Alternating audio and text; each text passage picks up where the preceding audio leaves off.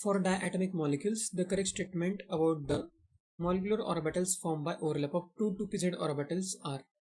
तो इसमें चार ऑप्शन हमें चेक करना होगा और करेक्ट स्टेटमेंट फाइंड करना है। 2pz ऑर्बिटल्स अगर सिग्मा बॉन्ड बनाएंगे तो उसका पहले हम डायग्राम ड्रॉ करेंगे। तो सिग्मा बॉन्ड के लिए इस तरह से उनका ओवरलैप होना चाहिए।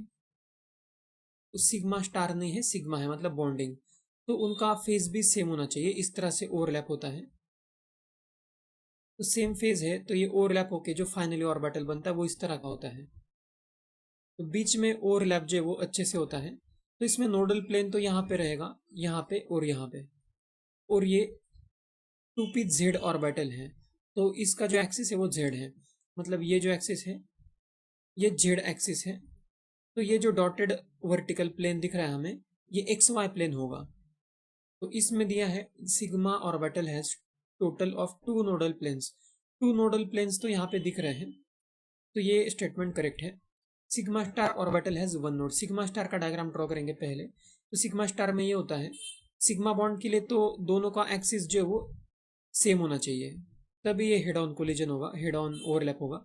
लेकिन इसमें ओवरलैप जो वो ठीक से नहीं होता है क्योंकि ऑपोजिट फेज होता है। इसमें ये होता है कि ऑर्बिटल और भी थोड़े दूर हो जाते हैं, तो इस तरह से हो जाते हैं। तो ये प्लस माइनस, ये प्लस और माइनस। तो इसमें बीच में यहाँ पे तो नोडल प्लेन है ही, तो ऑर्बिटल्स के बीच में भी यहाँ पे नोडल प्लेन है, यहाँ पे भी कोई इलेक्ट्रॉन डेंसिटी नहीं है। तो यहाँ पे ये 3 नोडल प्लेन्स हो जाएंगे। तो यहाँ पे जो दिया ऑप्शन में, sigma star orbital has 1 node in xy plane containing molecular axis. 1 node नहीं है, xy प्लेन में 3 नोड हैं, तो ये स्टेटमेंट गलत है। I orbital has 1 node in plane which is perpendicular. सबसे पहले हमें ये सोचना होगा, जब 2pz पाई ऑर्बिटल बनेगा तो उसका डायग्राम कैसे होगा। तो पाई ऑर्बिटल के लिए उनका एक्सिस जो वो सेम नहीं होना चाहिए, एक्सिस पैरेलल होना चाहिए, तब साइड वाइज ओवरलैप होता है। इसका मतलब एक ऑर्बिटल ऐसा होगा, दूसरा ऑर्बिटल ऐसे होगा। ये दोनों जो वो 2pz ऑर्बिटल्स हैं। तो 2pz ऑर्बिटल का मीनिंग होता है कि जो ऑर्बिटल का एक्सिस है वो z है, मतलब यहाँ पे जो वर्टिकल एक्सिस है ये z है। इसका मतलब हॉरिजॉन्टल जो एक्सिस होगा ये, इसको हम xy एक्सिस बोल सकते हैं। ये xy प्लेन बोल सकते हैं, xy प्लेन है ये। तो इसमें भी ये पाए है, पाए का मतलब है कि सेम फेज में होंगे, तो इस तरह से होता है, सेम साइड में सेम साइन होता है। इसका ओवरलैप अच्छे से होता है, तो ये ऊपर में भी ओवरलैप हो जाएगा ठीक से इस तरह से, और ये नीचे भी ये 2 लोब्स जो वो कनेक्ट हो जाएंगे, तो इस तरह से कनेक्ट हो जाएंगे नीचे। बीच में जो डॉटेड लाइन है यहाँ पे तो नोडल प्लेन रहेगा, क्योंकि यहाँ पे बीच में कोई इलेक्ट्रॉन डेंसिटी नहीं है, तो xy प्लेन में नोडल प्लेन है। इसमें दिया pi orbital has 1 node in plane which is perpendicular to the molecular axis and goes through the center of the molecule. तो 1 नोड है in a plane which is perpendicular to molecular axis।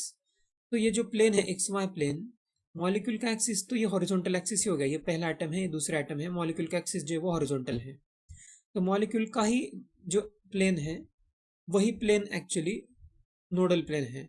यहाँ पे दिया कि जो perpendicular है वो होगा, तो ये तो गलत है।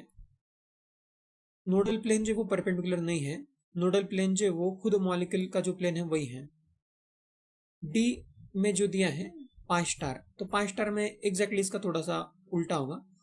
तो पाई स्टार में ऐसा होता है कि 2 2pz जो है पैरेलल तो होने चाहिए तभी पाई बनेगा, लेकिन उनका फेस जो है वो अलग अलग होता है। ये प्लस है तो यहाँ पे माइनस होगा, ये माइनस है तो यहाँ पे प्लस होगा, और ये वर्टिकल जो है वो z एक्सिस होगा।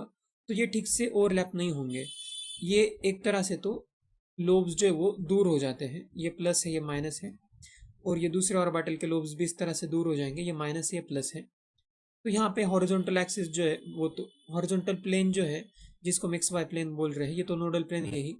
बीच में ये जो प्लेन है वो भी नोडल प्लेन हो जाएगा, क्योंकि यहाँ पे भी कोई इलेक्ट्रॉन डेंसिटी नहीं है। तो यहाँ पे pi star orbital has 1 node in XY plane containing molecular axis. तो मॉलिक्यूलर एक्सिस मतलब ये हॉरिजॉन्टल जिसको हम XY प्लेन बोल रहे हैं, ये भी नोडल प्लेन है ही, तो ये स्टेटमेंट तो करेक्ट है। तो इस क्वेश्चन का आंसर होगा A एंड D। A और D स्टेटमेंट यहाँ पे जो है वो करेक्ट है।